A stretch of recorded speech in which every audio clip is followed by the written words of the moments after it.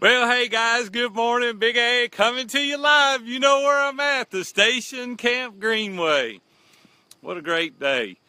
Listen, I don't want to be one of those grandfathers that come on here week after week and tell you about his grandson hitting 3 home runs in one game and winning 23-7. I don't want to be that guy. But my grandson was crushing it last night. I was so excited. He had a trifecta, 3 home runs in one game, and they weren't on errors either. That gentleman was crushing the ball. That's all I'll say about my grandson hitting his 3 home runs last night. Those that know me well know, man, I live to go to that ballpark. We're there 3 or 4 nights a week and on weekends. I can't wait till the closing bell at the office so I can go to that ballpark or the gym and watch my granddaughters play basketball. But anyway, that's not what we're here to talk about today. I titled this, How Do I Get Peace in My Life? And I want to talk to you maybe about the things that you're pursuing. Maybe it's not the right thing. Maybe there's other things in your life that you should be pursuing that you're not, or possibly you are pursuing the right thing. Yesterday, back to the ball game just for a second, I watched my son-in-law absolutely having a blast coaching his son playing baseball. The passion that he was experiencing last night, the proudness that he had for his son and for his team was absolutely a joy to me. He's a salesman for Dell Computers, and he was in the top 100 salespeople this year.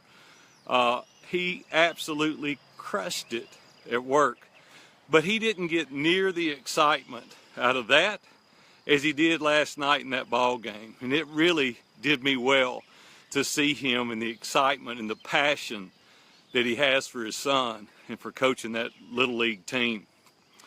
I was watching a guy yesterday also, Jonathan Vandermeulen, on one of the mastermind calls. And to hear his passion for helping other people, he did extremely well in his business and he sold it and now he's starting another business. But to hear his passion in helping other people was really exciting. Matter of fact, it put a grin on my face yesterday. I thought, that's really what it's about. There's a sense of contentment that we get for helping people. Another mastermind member was contemplating changing occupations. And quickly, his other mastermind members picked up on the fact that his sole decision was being made as a result of the income or the finances that he was going to get. And they quickly challenged him on that. They said the reason you don't feel a sense of contentment and peace is maybe you're pursuing the wrong thing. I watch a guy named Kurt Stowers. Kurt is in our mastermind group as well, and Kurt's done very well. He's a financial advisor. He's got a PhD in finance. I mean, this guy knows the square root of the world. I mean, you could ask him any financial question on the planet and he can give you the answer for it. But he's got a heart the size of a steering wheel. I mean, this guy wants to help other people. He invites me to send him people that he can help, not for his own benefit, but for the benefit of others. And I see this level of peace that these guys experience. Yesterday I got an email from my buddy Jeff Goins. Jeff is a very, very noted author. He's got 3 or 4 books out there and he's done so well, it's amazing. And he reached out to me and he said, Aaron, he said, there's some things that you're doing that really is not your voice, and I would suggest that maybe you change those. He said, why don't we even get together, maybe talk through it, maybe I can help you. He introduced me to a couple of guys. He said they did really well with their book, and maybe he can help you with yours. Well, he didn't have to do that.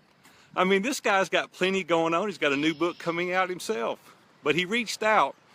Jeff's got this sense of contentment and this sense of peace that I'm talking about.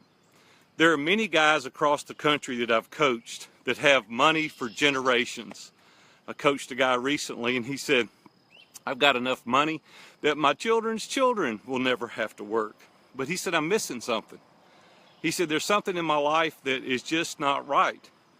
I coached him for a number of months and we discovered that he was doing nothing for other people. He had more money than he would ever spend, yet he still wasn't content. He didn't have that sense of peace that I'm talking about. Well, what about you? What are you doing? If you look in the mirror and you think, who is that guy? What is it that I'm chasing? Is it the pursuit of excellence? Is it financial gain? Is it more safety and security? Let me tell you, if you're chasing safety and security, you'll never make enough money to fill that void, ever. If you want to feel a sense of contentment, a sense of peace, you need to focus outward. You need to look at other people. How can you bless them? How can you reach out and take them to the heights that they want to go? So what is it that you're chasing? If it's money, listen, statistics show that from poverty to $70,000 gives you a great amount of happiness and peace and security. But above $70,000, it's almost not measurable. They can't find where there's really any sense of noted, measurable success from 70,000 forward. It's incremental, it's tiny. But what I want to encourage you to do is get to a point of safety and security, a reasonable amount. And I never, ever want to take away the fact that it's fun to make money. I love to make money. I want to make more money. We all want to make more money. But if your pursuit is strictly, I can't even talk. If your pursuit is strictly for money, you're going to be sorely disappointed because you're never going to obtain enough to give you that sense of security and peace. So what is it you're doing? Who are you? Ask yourself that question today. Look in the mirror and say, what are you pursuing? What are you intentionally pursuing out of life?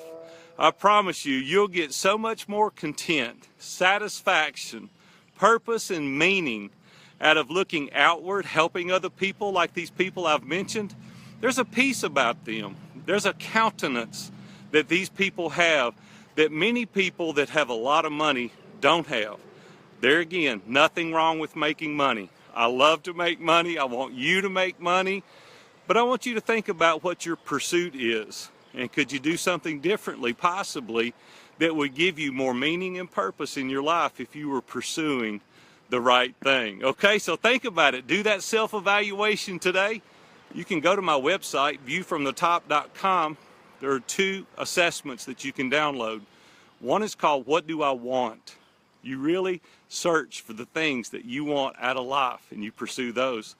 Another one is a personal assessment where you really look internally at your identity and your ideals, your relationships, your faith, your family, your career, things that are important, and you rank yourself and you say, what is it that I could do to make my life more meaningful, more purposeful, so I can have that feeling of contentment like Big A's talking about.